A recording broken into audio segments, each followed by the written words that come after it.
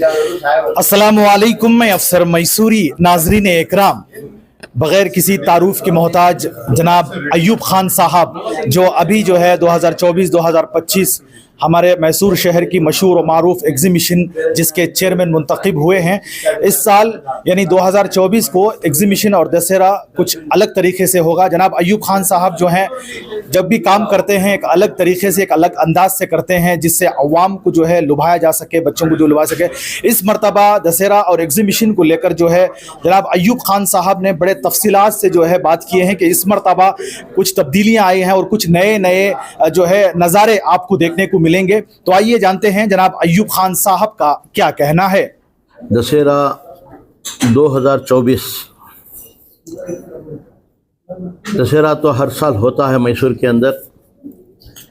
इस साल का दशहरा 2024 का हमारे वज़ीर आला सिद्धरामैया जी ने अनाउंस किया है कि बहुत ही ज़ोरों और शोरों के साथ इस साल का दशहरा करेंगे। उन्होंने कहने के बाद मैसूर के अंदर बहुत सारे दशहरे के काम चल रहे हैं। इसी तरीके से मैसूर दशहरा एग्जीबिशन 2024 जो है इसको भी एक अच्छे ढंग से, अच्छे तरीके से करने के लिए सिद्धरामैया जी से मैं राय सलाह मशवरा किया था। उन्होंने मुझे ताकीद दी थी कि इस बार की एग्जीबिशन भी अच्छे तरीके से होनी चाहिए। तो अल्लाह ताला ने मुझे इस एग्जीबिशन का चेयरमैन बनाने के बाद पिछले साल जो एग्जीबिशन चल रहे थे उसका फीडबैक लिया। हम क्या कर सकते हैं, क्या खामियां थे, उसके बारे में बहुत सारों के साथ बैठकर गुफ्तगू की। मेरे अफसरों के साथ भी बातचीत की। बातचीत करने के बाद एक नतीजे पर आए कि इस बार की एग्जीबिशन दूसरी तरीके से, अच्छे तरीके से होनी चाहिए। यानी जो भी एग्जीबिशन को आते हैं, आने के बाद वही पुरानी सोच रखकर नहीं आना चाहिए। आने के बाद फिर मैं एग्जीबिशन को आना चाहिए, ये तमन्ना लेके एग्जीबिशन के बाहर जाना है। इस कॉन्सेप्ट को रखते हुए इस बार की एग्जीबिशन का काम मैंने शुरू किया है। उसमें पहले ही ब्रांड मैसूर बोलकर एक मैसूर वुडन पैलेस का फेशिया बनाकर, आउटलुक बनाकर, जो सालों सदियों पहले था मैसूर का एक लकड़ी का पैलेस जो था, ये हमारे में बहुत सारों को पता ही नहीं है। उसको आग लग गई थी, उसके बाद आप जो है वो बना हुआ था। तो वो उसकी याद ताज़ा करने के लिए, अवाम को बताने के लिए मैसूर के अंदर ऐसा भी पैलेस था एक ज़माने में, तो उसी मॉडल में एक पैलेस टाइप में फेशिया तैयार किया गया है। उसके ही अंदर जो मैसूर के अंदर जो जो भी प्रोडक्ट उस ज़माने से बन रहे हैं, बिक रहे हैं, उसको पब्लिक के सामने लाने के लिए हम भूल गए हैं बहुत सारे प्रोडक्ट जो मैसूर में ही बन रहे हैं। आज की हमारी सदी में हमारे बच्चों को पूछिए कि मैसूर का पैदावार चीज़ क्या है या मैसूर के अंदर ट्रेडिशनल क्या बनता है, तो हमारे बच्चों को किसी को पता नहीं है। हम भूलते जा रहे हैं हिस्ट्री।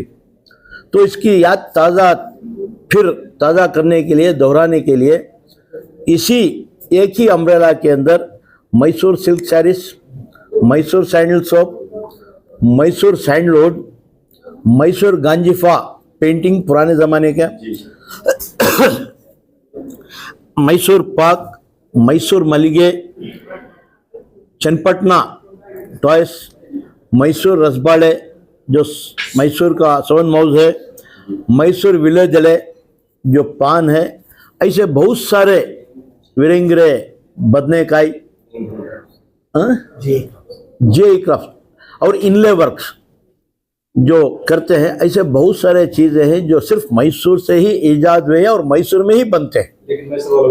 तो ये बदकिस्मती है कि हम इसका इस्तेमाल भी कम करना शुरू कर, इसका इस्तेमाल भी कम कर रहे हैं और पता भी नहीं है कि मैसूर के अंदर ही तैयार होते हैं। मैसूर सिल्क साड़ीज खरीदने के लिए हज़ारों मीलों से आकर टूरिस्ट यहाँ पर ख़रीद कर जाते हैं, लेकिन मैसूर वाले खरीदने के लिए पीछे हटते हैं। उसको मैसूर वालों की इसकी कीमत ही पता नहीं है, मैसूर सिल्क सैरीज क्या है बोलकर।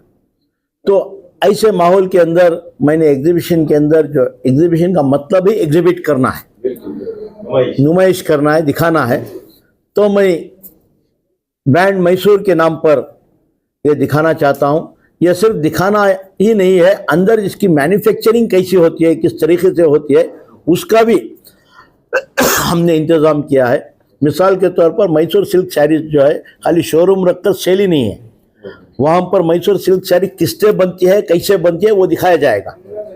उसके बाद सेल होगा। मैसूर सैंडल सोप किस तरीके से बनता है, उसके बाद सेल किया जाएगा। मैसूर सैंडलवुड मैसूर के अंदर बहुत तरीके के हैं, बहुत जात के हैं, हमें पता ही नहीं, हम सिर्फ एक ही कहते हैं कि मैसूर सैंडलवुड कहते हैं। उसमें बहुत वेराइटीज हैं, तो वो फॉरेस्ट वाले हर सैंडलवुड लाकर उसको एग्जिबिट करते हैं, और उसका सेल भी यहाँ पर हो रहा है सैंडलवुड का। तो इसके साथ साथ मैसूर सैंडल ऑयल जो है बिक्री यहाँ कहीं भी नहीं है, तो इसके अंदर pure Mysore sandalwood oil sandalwood factory से ही यहाँ पर सेल का इंतज़ाम किया गया है। इसी तरीके से गांजीफा पेंटिंग जिसे कहते हैं, जिसे गोल्ड मिक्स कर कर पेंट करते हैं, उस ज़माने में राजा महाराजा के ज़माने में वहीं पर बैठकर पेंटिंग भी करते हैं और सेल भी करते हैं।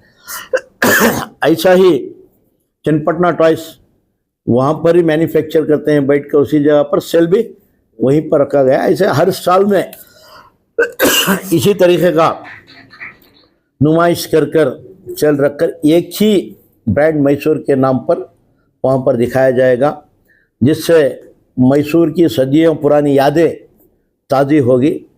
इसके साथ साथ मिलिट्री से मैं ये 2 महीने पहले से कोशिश किया था कि मिलिट्री के आर्म्स एंड एम्यूनिशंस यहाँ पर डिस्प्ले किया जाए, जिसको देखकर हमारे नौजवानों में भी एक जोश हो, आर्मी में जमने का जज्बा पैदा हो,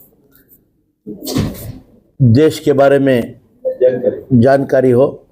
तो अगर वार चली तो किस तरीके के इक्विपमेंट्स इस्तेमाल किए जाते हैं, तो उसके लिए मैं आर्मी वालों से 2 महीने पहले ही जाकर एक कोशिश कर रहा था। उसमें हमारे टूरिज़्म सेक्रेटरी सलमा मणिवणन साहब, उनको साथ लेकर फिर एक बार कोशिश की, तो करने के बाद कल मुझे फ़ोन आया था, वो लोग भी यहाँ पर आए थे कि हम चंद आर्म्स एंड एम्यूनिशंस मिलिट्री के यहाँ पर डिस्प्ले करेंगे। तो ये बहुत ही बड़ी बात है हमारे नौजवानों के लिए और मैसूर वाले के लिए, पहली मर्तबा उसका भी एक यहाँ पर डिस्प्ले होगा। कितने दिन होगा सर? वो 4 दिन के लिए कहे गए हैं, लेकिन फिर मैं आज उनको लेटर भेज रहा हूँ। मैं खुद जाकर बात कर रहा हूँ जनरल से, आर्मी जनरल से रिक्वेस्ट कर रहा हूँ कि एटलीस्ट 15 दिन दशहरा जब तक चलता है उस वक्त तक डिस्प्ले करने की कोशिश कीजिए, क्योंकि वो आर्म्स एंड एम्यूनिशन बहुत कास्टली भी होते हैं और सिक्योरिटी का प्रॉब्लम भी रहता है। तो इस वजह से वो, और उसको नुमाइश करने के लिए सेंट्रल गवर्नमेंट से परमिशन लेना पड़ता है, तो ये सेंट्रल गवर्नमेंट से परमिशन लेकर यहाँ पर डाल रहे हैं। तो 4 दिन के लिए हमें मौका मिला है, और अगले फिर एक 10 दिन कोशिश की जाए बढ़ाने की कोशिश कर रहा हूँ। इसी तरीके से एग्जीबिशन के अंदर सिंगल यूज़ प्लास्टिक मुक्त एग्जीबिशन बोलकर प्लास्टिक बैन करके, प्लास्टिक मतलब सिंगल यूज़ प्लास्टिक, जो भी प्लास्टिक कवर्स लेके आते हैं वो सब उनका मंगले जाएगा। वहाँ पर कपड़े के बैगों का इस्तेमाल होगा। एग्जीबिशन स्ट्रिक्टली ये रूल्स फॉलो कर रहे हैं, यहाँ तक के पानी के बॉटल भी प्लास्टिक के हम यूज़ करने नहीं देंगे। तो इस बार का एग्जीबिशन जो है Mysore Dussehra exhibition plastic free exhibition है, जहाँ पर सिंगल यूज़ प्लास्टिक कहीं भी नहीं होगा। इवन खाने के होटलों में भी पेपर या पत्ते के प्लेट्स यूज़ किए जाएंगे, प्लास्टिक इस्तेमाल नहीं किया जाएगा। इसी तरीके से पानी का इंतज़ाम भी यहाँ पर 7-8 जगह जो एयरपोर्ट्स में टैप्स हैं, फाउंटेन्स, वाटर फाउंटेन्स, उस तरीके के लगवा कर प्योरली RO वाटर दे रहे हैं फ्री, मुफ्त में, जहाँ पर आदमी खुलकर आराम से आसानी के साथ बिना हिचके पानी पी सकते हैं। तो उसका इंतज़ाम भी पूरे एग्जीबिशन के अंदर हो रहा है। ऐसे ही लाइटिंग का सिस्टम जो है इस बार नए तरीके से कर दशहरा एग्जीबिशन ग्राउंड में बेहतरीन तरीके से लाइटिंग भी की जा रही है। उसके साथ साथ फ्लावरिंग फूलों का इंतज़ाम शो भी थोड़ा बहुत हम कर रहे हैं। ऐसे ही बच्चे जब यहाँ पर एग्जीबिशन के अंदर आते हैं उनको एंटरटेन करने के लिए क्लाउन्स, जोकर्स और बहुत सारे स्टंट्समैन्स को सब लाकर जो आज चलते फिरते बीच बीच में उनको बच्चों के साथ मशकरी खेल करना वो कर बच्चों का मन बनाने की भी कोशिश की जा रही है। इसी तरीके से फर्स्ट बार कर्नाटका एग्जीबिशन के अंदर, मैसूर दशहरा एग्जीबिशन के अंदर बैटरी बग्गिस जो है हेरिटेज स्टाइल में विंटेज व्हीकल्स का इंतज़ाम किया गया है, जिसमें जो दशहरा एग्जीबिशन 80.3 एकड़ में बना हुआ है, बहुत ही बड़ा है। जहाँ पर कोई भी हैंडीकैप माजूर लोग आए तो फिर नहीं पाएंगे, तो उन लोगों को मुफ्त में इस व्हीकल में बिठाकर एक जगह से और एक जगह कर लेके जाकर छोड़ने का इंतज़ाम रहेगा। औरों को जो है 50 रुपया या 100 रुपया फीस लगाकर इसमें बिठाकर भेजा जाएगा। बेहतरीन व्हीकल बग्गिस आ रहे हैं विंटेज स्टाइल में। तो एक बड़ा सा पांडा या 25 फीट का खड़ा कर वहाँ पे एक सेल्फी पॉइंट भी बनाया जा रहा है। ऐसे बहुत सारे चीज़ें ही इस बार एग्जीबिशन के अंदर हम इंट्रोड्यूस भी कर रहे हैं और दिखा भी रहे हैं। और इंटरेक्टिव पार्क जो बच्चों के लिए मुफ्त में दिखा, इलेक्ट्रॉनिक पार्क है वो एक तरीके का, वहाँ पर बच्चों के लिए मुफ्त में उसका एंट्री फी तय है।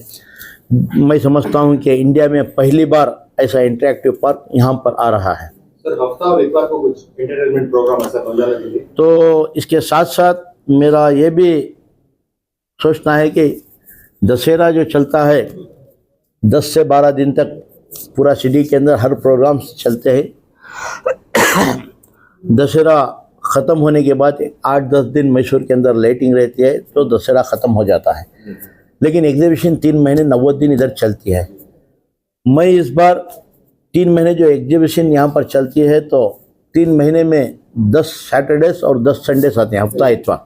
तो इन दोनों दिनों में भी एंटरटेनमेंट प्रोग्राम्स रखकर सैटरडेज को जो स्कूल के बच्चे हैं, कॉलेजेस के बच्चे हैं जो युवा समारोह कर रहे हैं, ऐसों को लाकर प्रोग्राम्स करने का एक प्लान डालकर है। और दूसरे संडेस में कन्नड़ा और हॉलीवुड एक्ट्रेस जो है उनको लाकर 10 संडेस भी एक न एक तरीके से प्रोग्राम करने की कोशिश की जा रही है, जिससे दशहरा जो है सिर्फ 10 या 15 दिन को खड़ना नहीं चाहिए। मैसूर के अंदर दशहरा 90 दिन भी चलना चाहिए, अप टू 3 मंथ्स। तो यही कोशिश में इसके ऊपर काम कर रहे हैं। इंशाल्लाह आने वाले दिनों में जो आर्टिस्ट आएंगे, कब कब प्रोग्राम होगा वो भी अनाउंस किया जाएगा। और उसके साथ साथ इस बार दशहरा का मुशायरा भी बड़े पैमाने में एग्जीबिशन ग्राउंड में ही रखने का फैसला किया है। डीसी, मैं, सीएम साहब और डिस्ट्रिक्ट मिनिस्टर चारों मिलकर बात करके रहे, तो एग्जीबिशन ग्राउंड में ही एक मुशायरा उर्दू कवि गोष्ठी जो है यहाँ पर ही चला जाएगा। इंशाल्लाह उस उर्दू कवि गोष्ठी में, मुशायरे में आला पैमाने पर जो शायर है उनको बुलाने की कोशिश चल रही है। इंशाल्लाह 1-2 दिन में उनके नाम भी आपके सामने रखे जाएंगे। तो मैं यही आवाम से आपके माध्यम से अपील करता हूं कि इस बार का एग्जीबिशन दूसरे तरीके से चल रहा है, अच्छे तरीके से चल रहा है। आप यहाँ पर आए, इसका इस्तेमाल कीजिए और औरों को भी बताएं। सर, अगर बात करें कीमतों में, जो टिकट होती है उसकी कीमत में जो है क्या इजाफा हुआ है, क्या उसमें वृद्धि हुई है?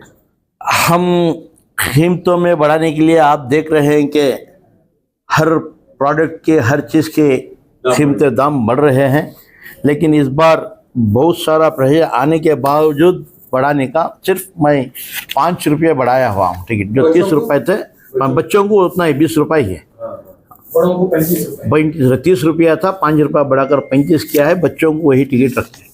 तो एक और बात भी जो है सामने आती है, जब ज़्यादा भीड़ रहती है तो उसमें जो है कहीं ना कहीं चोरी के भी कुछ वाक़या जो है हमारे सामने आते हैं, उसको जो है हम पुलिस को लेटर लिखे हैं ज़्यादा से ज़्यादा बंदोबस्त देने के लिए। पुलिस कमिश्नर से भी मैं बात किया हूं, पुलिस कमिश्नर भी जितना ज़्यादा हो सकते उतनी सिक्योरिटी देने की वादा भी किए हैं। इसके साथ साथ एग्जीबिशन के अंदर हमारे पास एक control room, how can I help you बोल के इस नाम से कंट्रोल रूम बनाया जाएगा, जहाँ पर हम हमारे ऑफिसर्स, पुलिस ऑफिसर सब वहीं पर रहेंगे। तो वहाँ से पूरा एग्जीबिशन का मुआयना भी चलता रहेगा, देखते भी रहेंगे, और जो भी एग्जीबिशन के अंदर एग्जीबिशन चलने के वक्त जो भी मुश्किलात या कुछ भी आया तो वहाँ से हम कंट्रोल करेंगे। इंशाल्लाह ऐसे कोई भी वारदात या कुछ नहीं होगा। तो हम इसकी कोशिश करेंगे कि आने वाले दिनों में एग्जीबिशन 90 दिन जो चल रहेगी क्राइम फ्री एग्जीबिशन चलाने की कोशिश करेंगे। सर, इस मरतबा का जो तारीख की एग्जीबिशन होने जा रहा है, सर स्कूल के बच्चों में तारीख की कमी है, क्या स्कूली तलबा को आपकी तरफ से मौका दिया जाएगा कि वो आपको दिखाएं और रियायती दामों में तो देखें सर, क्योंकि तारीख जानना जरूरी है। इंशाल्लाह आपने अच्छी सलाह दी, इसके बारे में मैं हमारे अफसरों के साथ बैठकर बात करूंगा, क्योंकि एक बार मैं एकदम डिसीजन नहीं ले सकता, क्योंकि ये एग्जीबिशन जो है हम ग्लोबल टेंडर के नाम पर एक कंट्रैक्टर को दिया जाता है, उसके साथ भी हम राय मशवरा करना है। सलाह तो बहुत अच्छी है, इंशाल्लाह आने वाले दिनों में उससे बात कर कर कोई एक नतीजे पर पहुँचूँगा।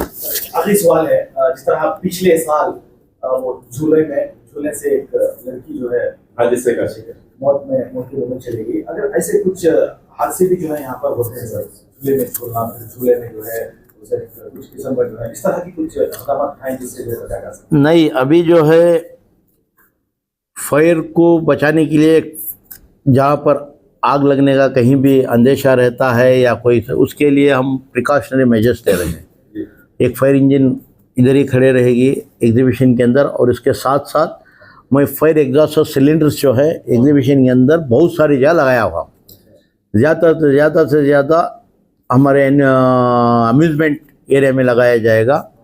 और जिस तरह की आपने टेक्निकली बात की कि झूले में कुछ फ़र्क होकर हो जाएगा, तो इसका एहतियात करेंगे, और जो भी अम्यूज़मेंट लेगा उसके साथ बुलाकर एक मुआयना कर कर उसे भी हम ताकीद करेंगे, हिदायत देंगे कि ऐसे इंसिडेंट्स ना हो, और उनके जो मटेरियल्स चलाकर यूज़ करते हैं उसके बारे में भी एक टेक्निकल कमेटी को बनाकर देखा जाएगा।